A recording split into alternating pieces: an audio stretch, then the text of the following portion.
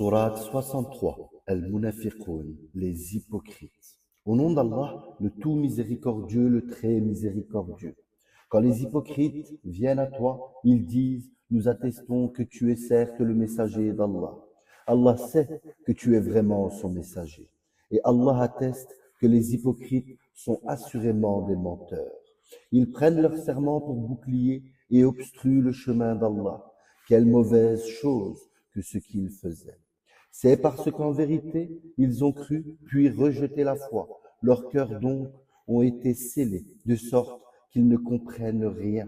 Et quand tu les vois, leur corps t'émerveille, et s'ils parlent, tu écoutes leurs paroles. Ils sont comme des bûches appuyées contre des murs, et ils pensent que chaque cri est dirigé contre eux. L'ennemi, c'est eux. Prends-y garde qu'Allah les extermine, comme les voilà détournés du droit chemin. Et quand on leur dit, venez, que le messager d'Allah implore le pardon pour vous, ils détournent leur tête, et tu les vois se détourner, tandis qu'ils s'enflent d'orgueil. C'est égal pour eux que tu implores le pardon pour eux ou que tu ne le fasses pas.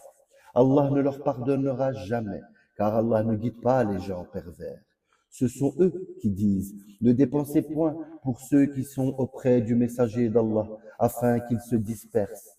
Et c'est à Allah qu'appartient les trésors des cieux et de la terre. Mais les hypocrites ne comprennent pas.